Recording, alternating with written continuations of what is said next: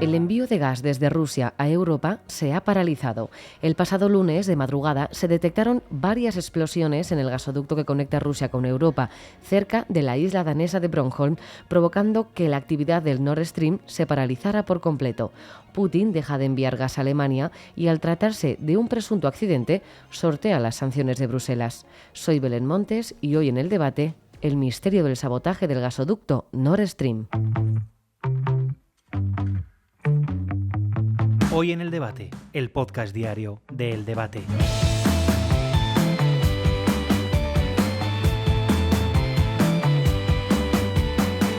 Desde el inicio del conflicto y tras el apoyo incondicional de Europa a Ucrania, Putin quería castigar de alguna manera a todos aquellos que iban en contra de sus intereses y que, una vez iniciada la guerra, considera ya como sus enemigos. Y la manera más fácil era cortando el suministro de gas del que depende gran parte de Europa. Pero Bruselas amenazaba a su vez con imponerle fuertes sanciones y penalizaciones.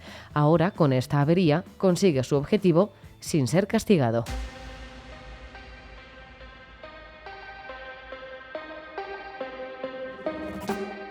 Putin no envía gas a Europa, pero ¿ha sido casualidad esta avería submarina? Según un sismógrafo danés que registró las vibraciones, todo apunta a una explosión. Carlos Reus, redactor de Economía del Debate, ¿qué tal? ¿Cómo estás? ¿Qué tal, Belén? ¿Cómo estás? La ministra de Defensa alemana considera que se ha producido un sabotaje por parte de Rusia. Carlos, ¿puede estar Putin detrás de esta ruptura del suministro de gas a Europa? Bueno, yo creo que a estas alturas nadie duda de que el motivo de las fugas se debe a un sabotaje. ¿De quién? Bueno, pues ahí está el enigma. Desde Berlín culpan a Rusia. También desde Washington señalan a Moscú.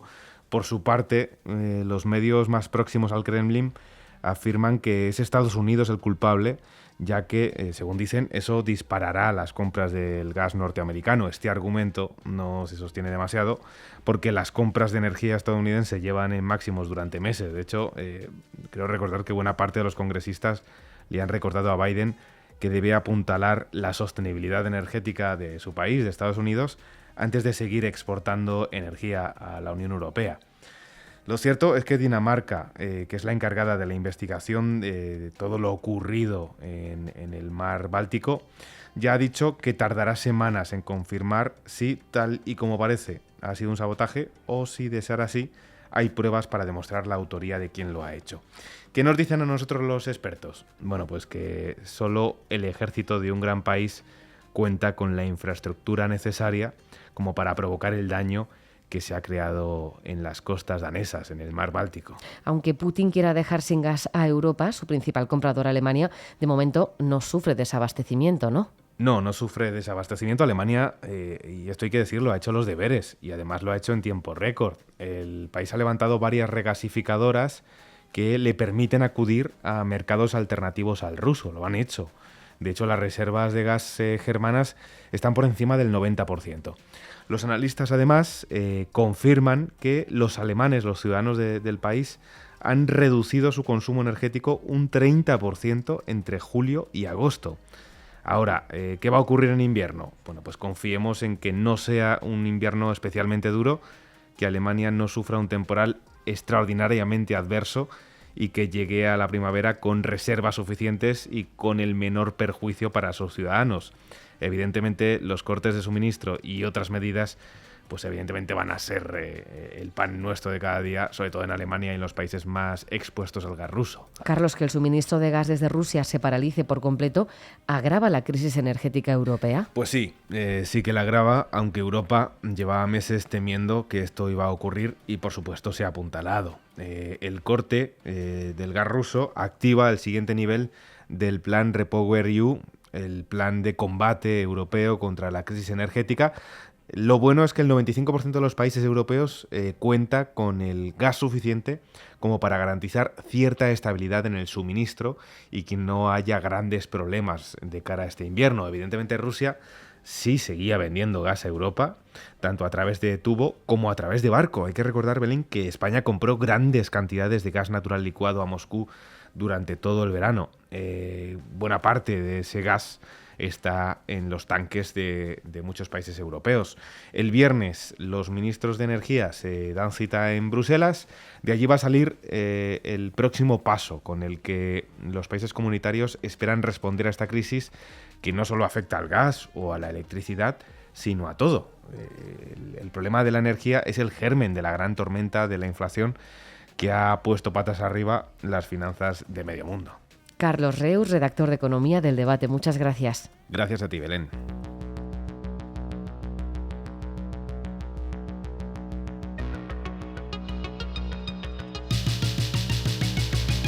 Desde el sector gasístico no ven descartable que haya sido los propios rusos los que hayan forzado a esa rotura de tuberías, aunque también se han pronunciado desde Rusia. Dmitry Peskov, el portavoz del Kremlin, asegura que ellos no han sido y que en todo caso podría estar Estados Unidos detrás. Antonio Turiel, doctor en física teórica e investigador del Consejo Superior de Investigaciones Científicas. ¿Qué tal? ¿Cómo estás? Hola, ¿qué tal? Bien. ¿Quién está detrás de la rotura de las tuberías del gasoducto Nord Stream? Yo eso evidentemente no lo sé ni lo puedo saber, ¿no? Esto es imposible saber. Lo que sí que es interesante destacar es que el mar Báltico es un mar en el que hay un tránsito muy intenso de barcos, y además es un mar muy monitorizado porque es un mar muy estrecho, y como además históricamente ha sido un sitio de salida hacia el Atlántico de submarinos rusos, hay muchos aparatos de medición y de seguimiento, con lo cual la hipótesis rusa parece poco probable porque seguramente les hubieran detectado. Lo que pasa es que en realidad hubieran detectado a cualquiera que intentase hacer algo como lo que ha pasado aquí, vaya. La voladura se ha llevado a cabo en 3 sitios diferentes en los gasoductos Nord Stream 1 y 2 a 100 metros de profundidad. ¿Esto tiene fácil arreglo? Bueno, el problema principal es que dentro de la tubería entra el agua del mar, y entonces una vez que entra el agua del mar, pues bueno, es una avería muy costosa, eso está claro. Aquí también se tendría que ver cuál es la sección que realmente se ha visto afectada, hasta dónde llega, el alcance y demás. Pero bueno, ya se está diciendo que reparar la obra sería muy costoso y casi que tendrían que volverlo a hacer de nuevo, ¿no? Y dadas las circunstancias, pues bueno, la impresión de que lo que va a pasar es que se va a abandonar esta infraestructura. Ya lo veremos. Acabamos de comenzar el otoño, el invierno está, como quien dice, a la vuelta de la esquina. Antonio, ¿qué pasa si el suministro de gas ruso continúa paralizado? ¿Hay reservas para poder pasar un invierno sin penurias en Europa? No. Es que hay que entender una cosa. Las reservas estratégicas de los países equivalen entre 3 y 6 semanas de consumo durante los meses de invierno, ¿vale? Entonces no podemos prescindir completamente del flujo de gas en general. El flujo de gas ruso antes de la guerra representaba como un 40% del consumo del gas en Europa, y bueno, pues con eso las reservas podrían dar básicamente para aguantar hasta la primavera, que es un poco el objetivo, ¿eh? O sea, el operador de gas europeo lo que ha calculado es que con un recorte del 15% del consumo de todos los países y utilizando estas reservas se podría llegar hasta el mes de marzo, pero eso sí, algunos países llegarían a 0 de reservas. Entonces al final necesitas encontrar algún proveedor, pero es que no hay muchos proveedores alternativos. Por tierra, pues claro, al final el principal es Rusia. Argelia ni de broma puede suministrar las cantidades tan enormes que estaba suministrando Rusia, y bueno, pues dentro del sector de la exportación de gas por mar, por vía marítima, utilizando gas natural licuado, allí el problema fundamental es que tampoco hay un suministro tan grande como para cubrir todo lo que proporcionaba Rusia. Se ha aumentado muchísimo lo que es de Estados Unidos, pero esto, por ejemplo, en Estados Unidos mismo está empezando a levantar algunas voces porque se está encareciendo mucho el precio del gas allí. Y además la bonanza del gas en Estados Unidos tiene los días contados. Esencialmente proviene de la liquidación de los pozos de fracking después de la última oleada de quiebras que hubo en estos últimos años, y no se están haciendo muchos pozos nuevos. Aquí lo que se está haciendo es explotar los pozos que quedaban, ¿no? Con lo cual yo creo que vamos a una situación estructural de escasez de gas en Europa que va a ser bastante complicadillo de gestionar. No sé qué se hará, pero al final yo creo que se va a imponer hacer una reducción y una adaptación del consumo, y en algunos casos que se pueda, pues hacer una transición hacia otro tipo de combustibles, quizá hidrógeno verde, pero eso es muy caro. Bueno, no sé, sencillo no es, ¿eh? Pues Antonio Turiel, doctor en física teórica e investigador del Consejo Superior de Investigaciones Científicas. Como siempre, vamos a seguir hablando sobre este tema y mucho. Muchas gracias. Gracias a vosotros.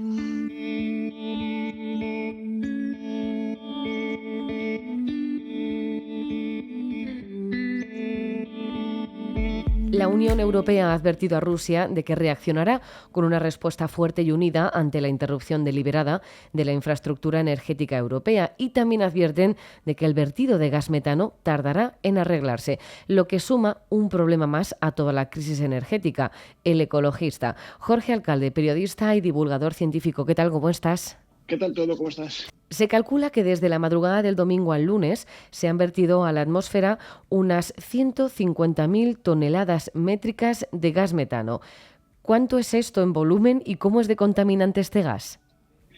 Bueno, en volumen es bastante, todavía no es excesivamente preocupante, pero sí que ya se encuentra, fíjate que esto era simplemente de la madrugada de un día para otro y llevamos muchos días de vertido, y se encuentra entre los vertidos de metano más grandes que se han producido recientemente. Y es un gas contaminante, lo llaman el chapapote invisible los expertos, porque es un gas que cuando se vierte en el mar produce daños ambientales muy poco visibles, no es como el petróleo, que genera una mancha fácilmente reconocible, pero grave. Tiene dos problemas el metano. Uno es el daño directo que puede hacer al ecosistema marino y otro es que su emisión a la atmósfera puede ser uno de los causantes más grandes de calentamiento y cambio climático. El metano es uno de los gases de efecto invernadero más poderosos que existen. El ya denominado chapapote invisible, como dices, que se está filtrando al mar Báltico, además de afectar a la flora y a la fauna marina, ¿puede llegarnos a la población de alguna manera? Es difícil valorar esto porque, entre otras cosas, aunque hay esos pequeños cálculos que se han mencionado, no sabemos realmente la cantidad de vertido en alguno de los varios agujeros que se han producido, fugas que se han producido. Los datos son todavía muy dispares. Las autoridades, tanto en Alemania como en Dinamarca, han dicho que de momento no hay certezas de que suponga un grave problema para el medio ambiente y, por supuesto, tampoco para que llegue a las poblaciones costeras, pero al no conocer exactamente la velocidad a la que se está produciendo la fuga, los científicos no se atreven a pronosticar cuál puede ser el resultado. Sí es verdad que este gas, aunque es de los más contaminantes, no es tampoco de los más difíciles de detectar y, por lo tanto, se pueden tomar medidas de protección con cierta rapidez en el caso de que hubiese algún riesgo tanto para la fauna y la flora como para las poblaciones circundantes.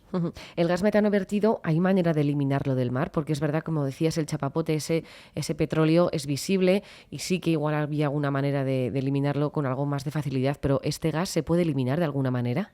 Es complicado eliminarlo en absoluto porque se disuelve, se diluye en el agua y se emite a la atmósfera. El gas sigue siendo volátil y, por lo tanto, el principal problema es que crea plumas gigantescas de gas que pueden producir defectos, por ejemplo, en las aves, incluso las aves que vuelan por encima de estas grandes burbujas de gas.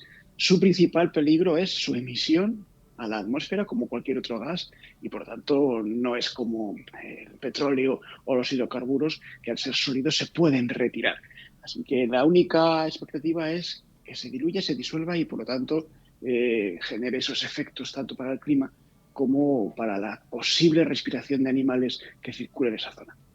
Pues Jorge Alcalde, periodista y divulgador científico, muchas gracias. Ha sido un placer. Hasta otra.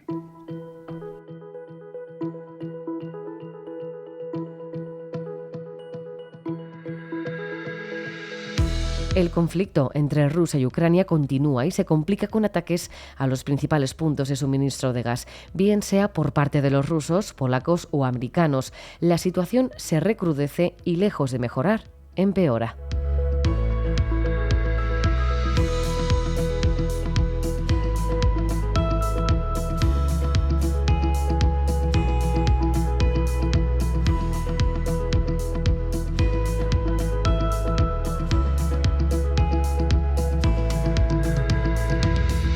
Puedes escuchar este podcast en eldebate.com y en las principales plataformas de audio. Recibe un saludo de quien te habla, Belén Montes. Gracias por estar al otro lado. Adiós.